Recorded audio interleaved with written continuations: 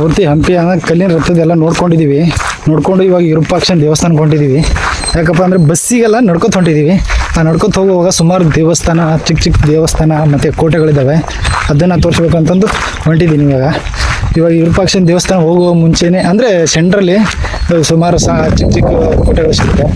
ಬನ್ನಿ ಇವಾಗ ನೋಡಿ, ಈ ಕಡೆ ಒಂದು ಕೋಟೆ ಇದೆ ಇವಾಗ, ಮತ್ತು ಅಲ್ಲೊಂದು ಯಾವುದೋ ಮುಂದ್ಗಡೆ ಒಂದಿದೆ, ಅಲ್ಲೊಂದು ಅದು ಯಾವುದೋ ಅಂತ ಗೊತ್ತಿಲ್ಲ. ಬನ್ನಿ ನೋಡೋಣ ಏನಿದೆ ನೋಡೋಣ.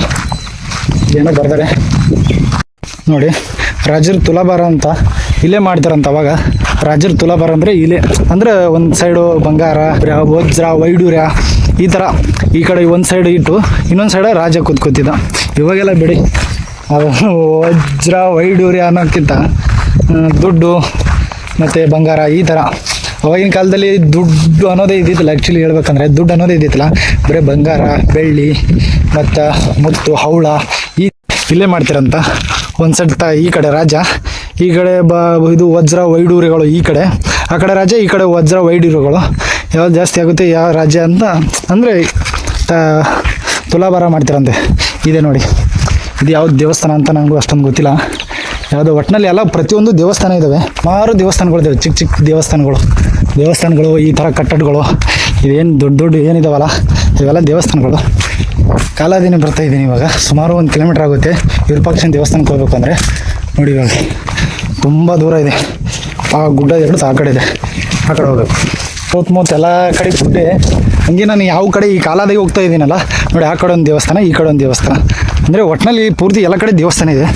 ಬನ್ನಿ ಇವಾಗ ಮುಂದ್ಗಡೆ ಹೋಗ್ತಾ ಹಂಗೆ ವಿರೂಪಾಕ್ಷನ ದೇವಸ್ಥಾನ ಹೋಗ್ತಾ ತುಂಬ ದೇವಸ್ಥಾನಗಳಿದ್ದಾವೆ. ಎಲ್ಲ ರಿವೀಲ್ ಮಾಡಿ ತೋರಿಸ್ತೀನಿ. ಅದ್ರ ಬಗ್ಗೆ ಏನು ಅಂತ ನನಗೊಂದು ಅಷ್ಟೊಂದು ಗೊತ್ತಿಲ್ಲ.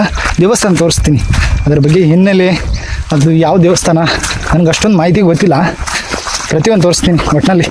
ಬನ್ನಿ ನೋಡಿ, ಇಲ್ಲೊಂದಿದೆ, ಆ ಕಡೆ ಒಂದಿದೆ, ಇಲ್ಲೊಂದಿದೆ ನೋಡಿ. ತುಂಬ ದೇವಸ್ಥಾನಗಳಿದ್ದಾವೆ. ಅಂದರೆ ಜಾಸ್ತಿ ಇಲ್ಲಿ ಕಾಲಾದಿನೇ, ಗಾಡಿ ಪೀಡಿ ಯಾವುದೂ ಬರೋಲ್ಲ. ಆ ಕಡೆ ಬೇರೆ ಸೈಡ್ ಬರುತ್ತೆ, ಈ ಕಡೆ ಯಾವುದೂ ಬರೋಲ್ಲ, ಎಲ್ಲ ಕಾಲಾದಿನೇ. ಅಂದರೆ ನಡ್ಕೊತ ಹೋಗ್ಬೇಕು ತುಂಬ. ಬನ್ನಿ ಆ ಕಡೆ ಅಲ್ಲಿಗೆ ಹೋಗ್ಬೇಕು ನೋಡಿ, ಹಾಲೆ ಕಾಣುತ್ತಲ್ಲ ಅದರ ಆಚೆ ಹೋಗ್ಬೇಕು ವಿರೂಪಾಕ್ಷನ ದೇವಸ್ಥಾನ. ಅದಕ್ಕಿಂತ ಮುಂಚೆ ಇಲ್ಲೆಲ್ಲ ಸುಮಾರು ದೇವಸ್ಥಾನಗಳು ತೋರಿಸ್ಕೊತ ಹೋಗೋಣ ಬನ್ನಿ. ಸುಮಾರು ದೂರ ಐತಿ ಆ್ಯಕ್ಚುಲಿ. ನೋಡಿ ಈ ಕಡೆ ಇಲ್ಲೊಂದು ಮಂಟಪ ಇದೆ, ಮಂಟಪ ದೇವಸ್ಥಾನ. ಒಟ್ಟಿನಲ್ಲಿ ಇದು ದಾರಿ ಬಂದುಬಿಟ್ಟು ಆವಾಗಿನ ರಾಜರ ಕಾಲದ ದಾರಿ ಇದು. ಅಂದರೆ ಈ ದಾರಿಯಿಂದೇ ಹೋಗ್ತಿರಂತೆ ಅವಾಗ ರಾಜರು.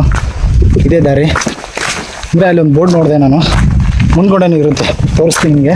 ಅಂದರೆ ಕಾಲಾದಿ ಅಂದರೆ ಇವಾಗ ನಾವು ಹೆಂಗೆ ದಾರಿ ಮಧ್ಯೆ ಹೋಗ್ತೀವಲ್ಲ, ಅಂದರೆ ನಮ್ದು ಏನು ರೋಡು ಈ ಥರ. ಹಾಗಾಗಿ ರಾಜ್ಯದ್ದು ಇದು ರೋಡ್ ಅಂತೆ ಅವಾಗ.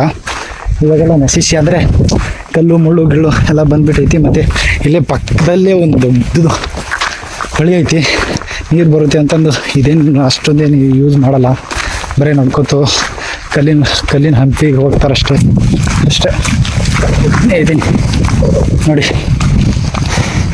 ಅಲ್ಲ ಒಂದು ಕಾಣ್ತಾ ಇದೆಯಲ್ಲ, ಅಲ್ಲೊಂದಿದೆ, ಆ ಕಡೆ ಒಂದಿದೆ. ಬನ್ನಿ ವಿರೂಪಾಕ್ಷನ ದೇವಸ್ಥಾನ ಅಲ್ಲಿ ಕಾಣ್ತಾ ಇದೆ ನೋಡಿ, ಗೋಪುರ ಕಾಣ್ತಾ ಇದೆಯಲ್ಲ, ಅಲ್ಲಿಗೆ ಹೋಗ್ಬೇಕು ಇವಾಗ. ಅಯ್ಯೋ ತುಂಬ ದೂರ ಇದೆ. ಬನ್ನಿ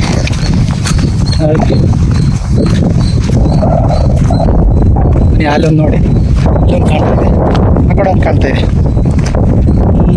ಅಲ್ಲಿಗೆ ಹೋಗ್ಬೇಕು ಅಂದರೆ ಆಗಲ್ಲ. ಇಲ್ಲೊಂದು ಯಾವುದೋ ಇದೆ, ಇಲ್ಲಿಗೆ ಹೋಗೋಣ ಬನ್ನಿ.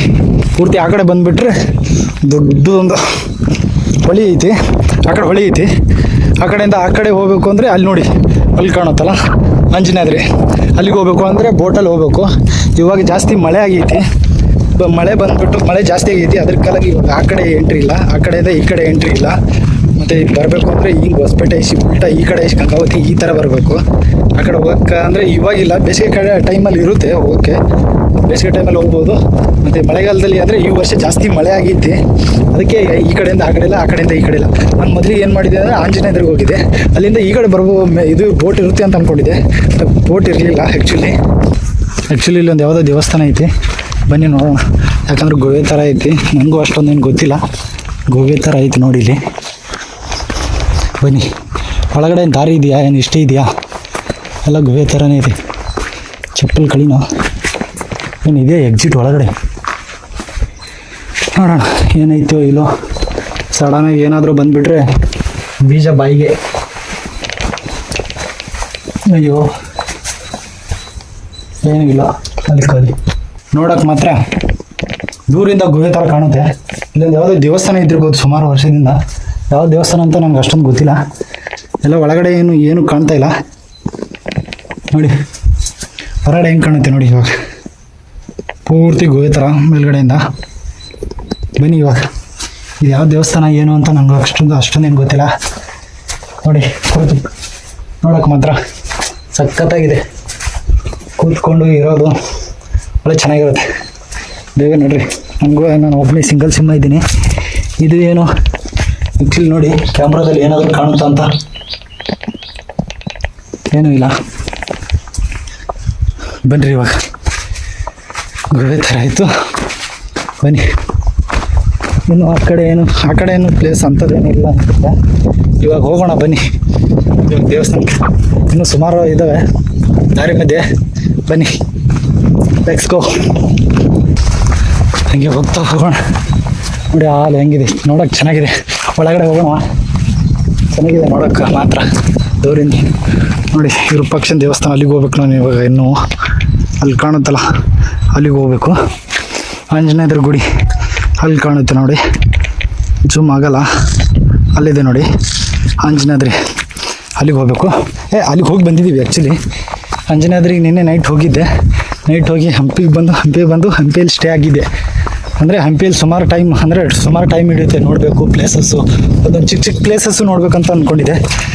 ಆ್ಯಕ್ಚುಲಿ ಎಲ್ಲ ಪ್ಲೇಸಸ್ ಅಂದರೆ ಇಂಥವೆಲ್ಲ ಚಿಕ್ಕ ಯಾವ್ಯಾವ ಅಂದರೆ ಇವಾಗ ಎಲ್ಲೋ ಬಂದಿವಿ ಅಂದರೆ ಕಲ್ಲಿನ ರಥ ಮೇನ್ ಏನೇನಿದೆ ಹಂಪಿಯಲ್ಲಿ ಮಾತ್ರ ನೋಡೋಕ್ಕಾಗುತ್ತೆ.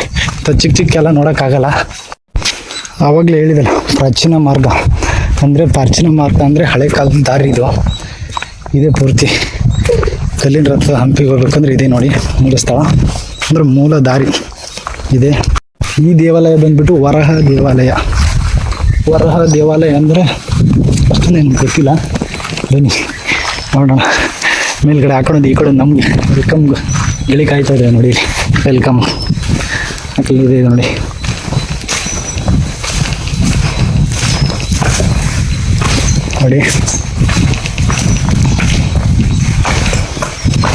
ತುಂಬ ಇದೆ ನೋಡಿ. ಅಲ್ಲೊಂದಿದೆ ನೋಡಿ, ಯಾವ ಕಡೆ ಒಂದು ಕಾಣ್ತಾ ಇದೆಯಲ್ಲ ಅಲ್ಲೊಂದಿದ್ದಾವೆ. ಆ್ಯಕ್ಚುಲಿ ಬಂದುಬಿಟ್ಟು ತುಂಬ ಜಾಸ್ತಿ ಇದ್ದಾನೆ ಇದೆ ಇಲ್ಲಿ. ಬನ್ನಿ ಇನ್ನು ತುಂಬ ದೂರ ಹೋಗಬೇಕು. ಹೀಗೆ ವಿಡಿಯೋ ಮಾಡ್ತಾಯಿದ್ರೆ ಟೈಮೇ ಸಾಗಲ್ಲ. ಸೆಂಟ್ರಲೆಲ್ಲ ದೇವಸ್ಥಾನ ತೋರಿಸೋದು. ಟೋಟಲಿ 1 ಕಿಲೋಮೀಟ್ರ್ ನಡ್ಕೋತ ಬಂದಿದ್ದೀವಿ. ಇವಾಗ ಏನು ವಿರೂಪಾಕ್ಷನ ದೇವಸ್ಥಾನ ಹತ್ತಿರ ಇದ್ದೀವಿ.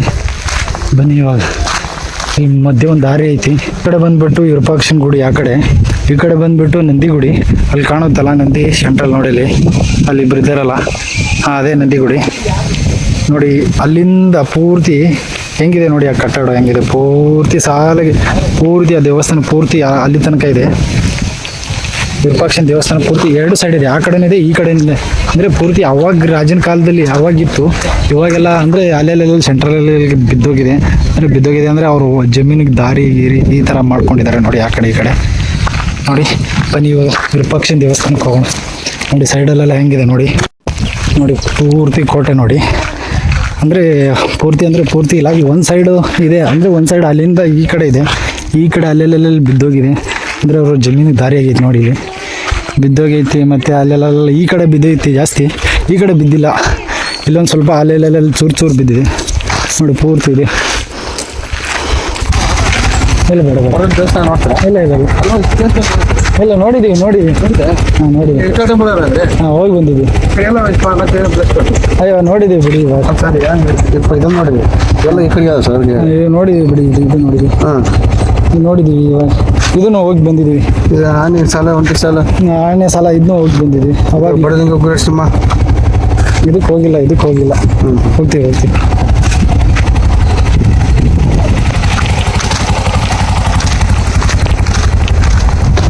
ಅಂತ ಇವಾಗ ವಿರೂಪಾಕ್ಷನ ದೇವಸ್ಥಾನಕ್ಕೆ ಹೋಗಿ ಅಲ್ಲಿ ಮುಂದಿನ ಕಂಟಿನ್ಯೂ ಮತ್ತೊಂದು ವಿಡಿಯೋ ಮಾಡೋಣ.